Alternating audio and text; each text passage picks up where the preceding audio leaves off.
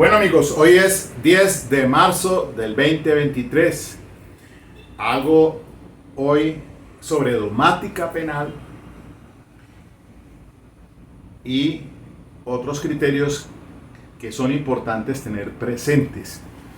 Miren, hay una cuestión en la enseñanza, siguiendo a Hermann Ebbinghaus, que es un filósofo y psicólogo alemán. Él descubrió que revisar nuevamente la información en momentos claves en la curva del olvido se puede reducir y o detener esa curva del olvido. Ahora explico. Si estás escuchando una charla sobre un tema que no entiendes o por el que no tienes ningún interés, probablemente lo olvidarás más rápido que otro que te emocione o te motive. Y por último, muchas escuelas y universidades se limitan a explicar conceptos teóricos. No tienen sentido si no se entienden en un concepto real. Eso lo estoy diciendo yo porque en estos casi ya 10 años de pedagogía académica, yo soy apenas una persona que no tengo sino un diplomado en pedagogía. Hasta ahí nomás. Yo no tengo. Simplemente esto es vocación. Transmitir un conocimiento, llegarle a la gente. Eso tiene, pues yo digo que una inteligencia emocional. Esa es la mía. Saber transmitir una idea, un pensamiento y en una forma ordenada y coherente. Entonces, yo estoy evocando a mi profesor o a mis profesores, dos. Edgar Saavedra Rojas. Saludos, mi estimado maestro. Doctor Jorge Enrique Valencia. Saludos.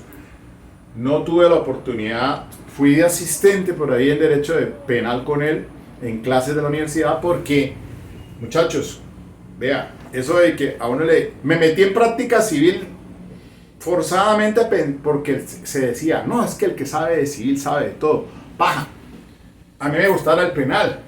Y entonces fue de asistente en clases de profesores de penal, entre esos el maestro Jorge Enrique Valencia, porque ellos dos fueron los que llegaron hasta la Corte Suprema de Justicia en esa década de 70, 80. Toda esa jurisprudencia riquísima que allí existe de estos dos, entre otros grandes juristas, pero de aquí del Valle, de Cali, hablamos de Jorge Enrique Valencia y de Edgar Saavedra. Entonces las clases de Edgar Saavedra eran tan importantes y es un tipo. Este profesor era brillante, o debe ser todavía, porque no creo que haya fallecido todavía, pero brillante en sus análisis. Entonces eso es lo que voy a limitarme en el día de hoy. No voy a decir nombres ni voy a decir aquí nada porque no quiero, obviamente, este caso, esta casuística que voy a exponer en dogmática penal, que es muy importante para su ejercicio profesional. A ver, que estoy echándole ojo a una obra del doctor Jorge Enrique Valencia, sí, por aquí la tengo. Así es un tomo que conseguí, se llama Recuerdos de familia, divagaciones, notas, satisfacciones y desengaños de un abogado penalista y miembro de la Academia Colombiana de Jurisprudencia, doctor Jorge Enrique Valencia. Consígala, Academia Colombiana de Jurisprudencia. Bueno, el tema. Cayendo los libros. Bueno, listo. Miren, es lo siguiente. Para no mochar aquí, lástima. Bueno, listo. Vamos a seguirle dando a esto. Vean. Cuestión del tiempo porque me tengo que ir. Pero es un caso de la vida real. Está sucediendo en estos momentos. Me han consultado, pero pues yo todavía no he entrado allí en ese asunto, pero ese caso se está en acusación. Miren, otra cosa. Desafortunadamente hay abogados que se meten a defender sin tener el bagaje en esto de la ley 906 del 2004. Porque pasa, hay jueces que le dicen en la audiencia, mire, señor abogado, usted no tiene ni idea del sistema actual. Con todo respeto, le solicitamos que se retire. No le haga un daño a ese señor que está ahí sentado con usted, que le ha depositado su confianza, porque necesita es un defensor de confianza técnico, que tenga conocimiento en esta área. Y eso pasó en la audiencia de acusación. Se suspendió. Y al abogado, pues, tocó hacerse a un lado, el acusado solicitar otro defensor para que lo represente, porque lo que se viene es muy complicado y difícil en la preparatoria y para el juicio oral. Por eso les digo yo a ustedes que en esto, citando a Hermann Ebbinghaus, veo yo que no se trata de recitar jurisprudencia. No, sí, hay abogados, yo conozco muchos que tienen una memoria fotográfica. Tal sentencia, tal dice esto y esto y esto. Mire, en esta acusación pasó eso. No, es que la fiscal la defensa dice, solicito a la fiscal que dentro de las observaciones que haga claridad en cuanto a los hechos jurídicamente relevantes, y cita las varias sentencias de la doctora Patricia Salazar, porque son ambivalentes. Nada que ver. Fueron claramente expuestos, precisos, breves, por parte de la fiscalía. La judicatura le dice, no, un momento. Ya por ahí empezó a dar tumbos la defensa. Pasó a la siguiente fase, primero pues que si había impedimentos, nulidades, no nada que ver, las observaciones que hizo, se las aclaró la fiscal, o no las aclaró, le dijo, mire, es que eso es claro por esto y esto y esto y esto, como lo voy a explicar ahora, endomática. Y entonces, hace la enunciación de los elementos materiales de prueba que va a llevar al juicio oral a la fiscal, señor juez, señor abogado, ¿usted tiene algo que decir? Y empieza la defensa a plantear, es que yo le pasé por aquí a la fiscalía, no descubrió tal cosa, que era una preclusión, pero no, señor defensor, le estoy diciendo si hay alguna situación que usted quiera indicar en relación con el descubrimiento que le está haciendo la fiscalía. Hasta ahí nomás, ¿sí o no? Que le entregue entre los 3 días siguientes, si no los tiene en ese momento, y que le haga el descubrimiento. Eso es lo que se debe hacer. Por eso el juez dijo, no, en este caso, señor defensor, usted no tiene ni la remota idea del sistema procesal. Qué pena.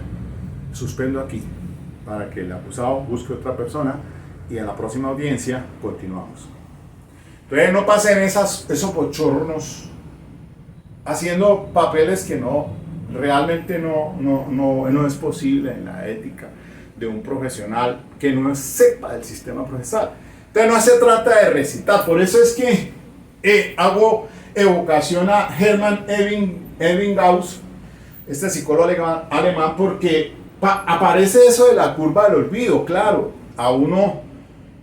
yo lo que hago aquí, por lo menos en esta academia, mire, estas conferencias quedan allí en el YouTube, en la nube. Usted las puede consultar, las puede repetir, las puede revisar, y dele, y no le va a suceder esto puede reducir o detener la curva del olvido. Porque usted llega a una audiencia y en lugar de decir, es que la sentencia, ¿esto qué sentencia? Bueno, está bien que la cite, pero ser puntuales, y bueno, esto. Entonces, ¿qué pasa con las universidades? Mire, el error gravísimo. Se limitan a explicar conceptos teóricos. Claro, esos son importantes, obviamente que son importantes, pero no tienen sentido si no se entienden en un concepto real. Entonces, una cosa es conceptos teóricos y otra cosa la praxis, la experiencia. De allí que yo aquí insisto, muchachos, colegas, solamente las experiencias repetidas nos van a dar las habilidades. En este sistema, el que va a ir a juicio oral tiene que manejar el tema del contrainterrogatorio. Y si no sabe, hermano, no se meta allá porque va a ser el oso. Va a quedar muy mal.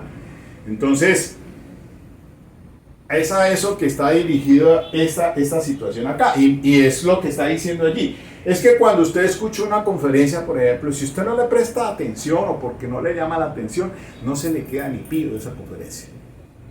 Uno debe mostrar interés por un tema. Y lo mismo pasa en los juicios. El nivel de concentración es tan importante en el tema de los interrogatorios. Si usted no tiene tiempo de copiar las preguntas ni las respuestas, porque me pasaba muchas veces en la infancia y adolescencia un fiscal que preguntaba y esperaba copiar la respuesta para seguir a la siguiente pregunta. ¡Qué horror! Eso es antitécnico completamente. Entonces, ese es un error. Usted debe tener poder de capacitación de concentración, y yo les digo un mapa en el que usted tenga uno coloca allí, no pregunta completa, sino punto a punto y una respuesta para recordar y hacer memoria. Esos ejercicios por eso es bueno uno jugar ajedrez, el concentración en el tema del sudoku. Todas esas cosas ayudan a que el cerebro esté funcionando con capacidad de concentración. Acuérdense ustedes del famoso juego de concéntrese, que le ponían aquí que con tal figurita y usted tenía esa observación. Es que la memoria ahora en este sistema juega un papel muy importante. Bien, entonces pasemos ahora sí al tema dogmático. Una paciente llega ante un doctor, consulta, le dice: mire, es que aquí están los resultados médicos, yo le quiero que por favor los examine. Y entonces él los lee, efectivamente, pero aquí dice que esto se relaciona, pues que encuentra unos cristales en la orina, no sé qué. Entonces yo le solicito que hagamos un examen, necesito de tacto vaginal, al médico general. No es un ginecólogo, médico general. La paciente dice: no, es que pues yo no estaba ni preparada para esto, doctor. El doctor dijo, el médico dice: no, listo, pero no importa, venga, yo necesito revisarla. Efectivamente, ella se pone cómoda para, pues, le haga la revisión. Él coge el guante, ese de látex, vaselina, y introduce entonces un dedo dentro de la vagina. Al poco rato, pasado un espacio de tiempo, necesito hacer una exploración mejor, entonces voy a introducir los dos dedos. Introduce los dos dedos en la vagina, pero con el pulgar toca clítoris, la vulva, labios superior, labio inferior, y le pregunta que si estaba sintiendo emoción. Ella, pues, sorprendida, estupefacta: ¿cómo así? Él dice: no, pues que como casos se han visto. Hasta ahí terminó el examen, se viste, ella le comenta a su esposo y se activan las alarmas frente a esa situación, dando a conocer a la fiscalía, y ahí inicia todo el proceso que en estos momentos va en audiencia de acusación. Entonces se imputan dos delitos: acceso carnal abusivos con incapaz de resistir, artículo 210, pena de 12 a 20 años. Y además de eso hay una circunstancia de agravación punitiva del artículo 211, numeral segundo, toda vez, dice la fiscal, que eso ha aumentado de la tercera a la mitad de esa pena, toda vez que el responsable tuviera cualquier carácter, posición o cargo que le dé particular autoridad sobre la víctima o la impulse a depositar en él su confianza, pena que se aumenta de la tercera a la mitad. Este último, la impulsa a depositar en él su confianza.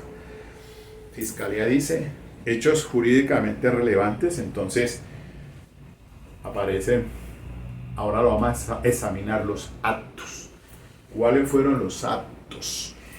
Y entonces una teoría defensiva, ¿por dónde usted la va a encaminar? Esas son cositas que hay que precisarlas para saber qué es lo que se va a atacar en juicio oral. Pues bien, entonces se dice que acceso carnal o actos sexual abusivos con incapaz de resistir. Penetración es la introducción en la vagina del pene, puede ser de juguetes eróticos, de tampones, puede ser los dedos. Eso ya es un acceso carnal. Eso no es tocamiento, sino acceso carnal. Artículo 210. Pero se habla de incapaz de resistir. Y además agravado porque el particular depositó en la confianza en el médico, que tenía autoridad sobre él. Situación que yo la vengo a discutir. Por lo menos el agravante, porque me recordé a maestro Jorge Enrique Valencia. Y entonces, para poder uno saber de qué se va a defender, hablemos de los actos. ¿Cuáles son esos otros actos? Entonces, permítame un segundito. Entonces, vamos a escindir los actos. Borro acá, en mi tablero. Primer acto. Se coloca entonces el guante de látex e introduce un dedo en la vagina. Primer acto. Segundo acto. Con el mismo guante, 2 dedos, introduce en la vagina y con este fricciona clítoris, labios superiores, labios inferiores, o sea, la vulva. Eso entonces es el segundo acto.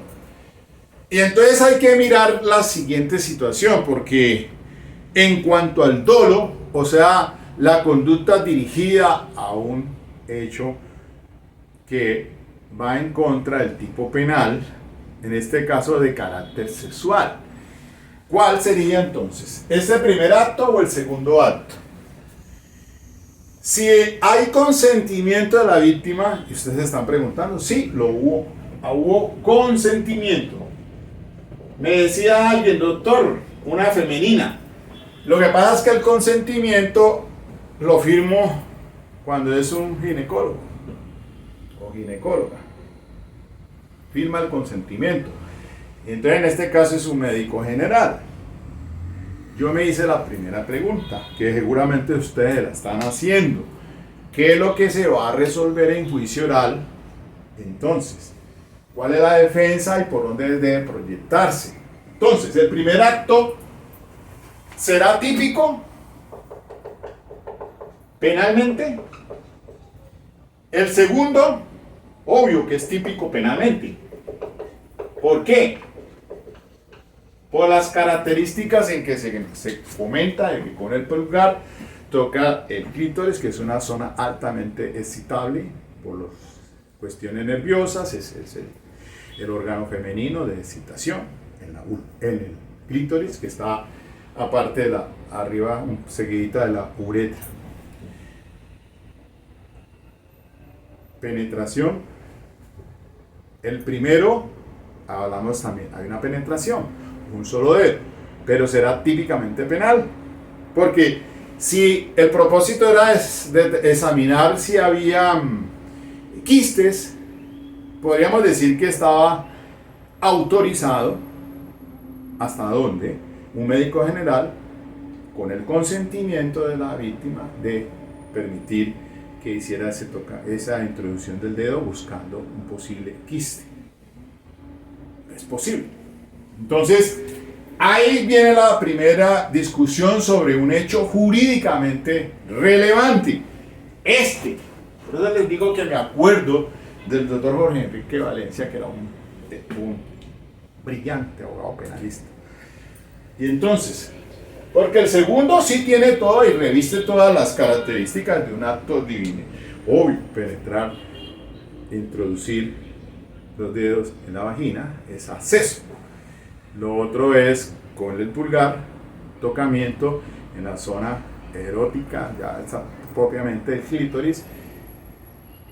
Se corresponde a una situación que no es médica, sino por supuesto de carácter típicamente penal. Entonces, de eso es que usted tiene que ir a defender a esa persona. 2 actos. Y la discusión se tiene que generar alrededor de eso allá en el juicio oral. Por eso es que se dice acá, de nada en la escuela, ¿de qué te sirve los conceptos teóricos que son muy importantes, pero si ellos no tienen sentido si no están no se entienden en un concepto real? O sea, por eso es la casuística, es la experiencia. Las reglas de la experiencia vienen aquí ahora, a renglón seguido, como lo voy a mirar, lo voy a decir.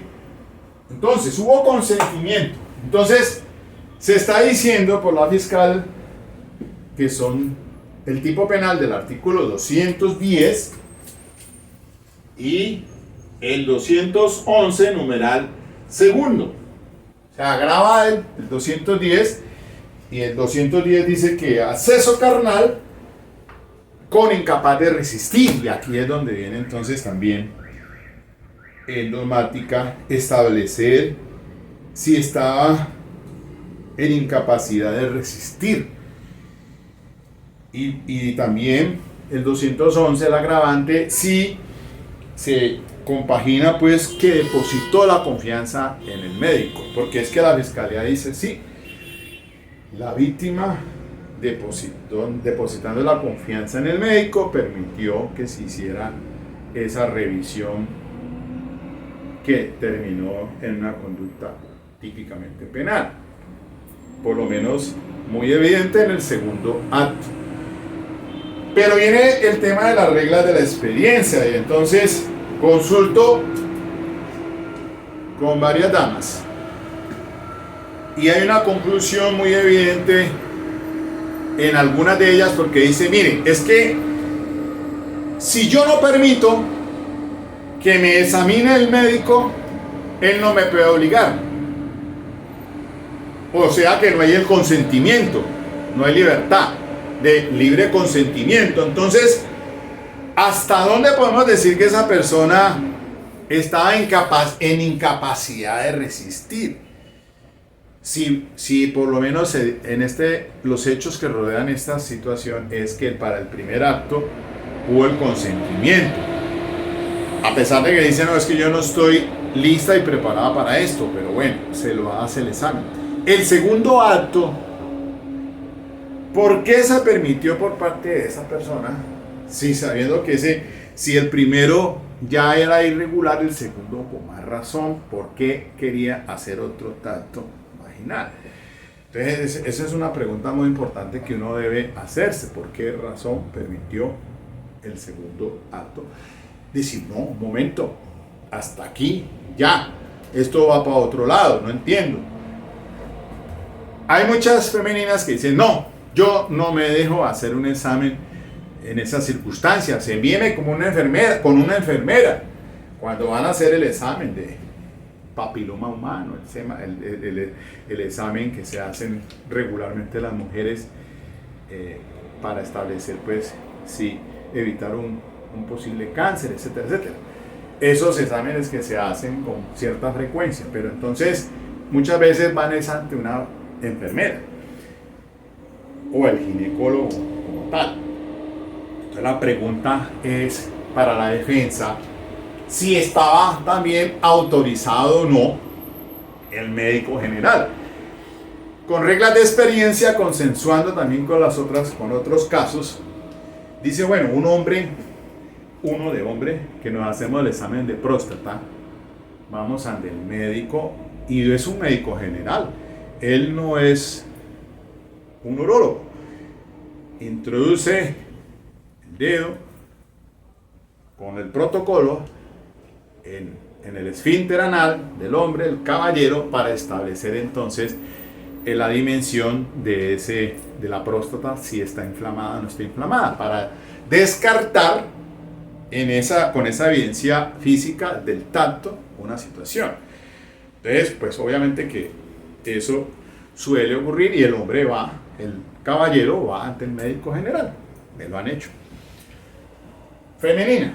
Entonces va ante el médico general. ¿Por qué razón el médico general no lo estaría? Sí lo estaría.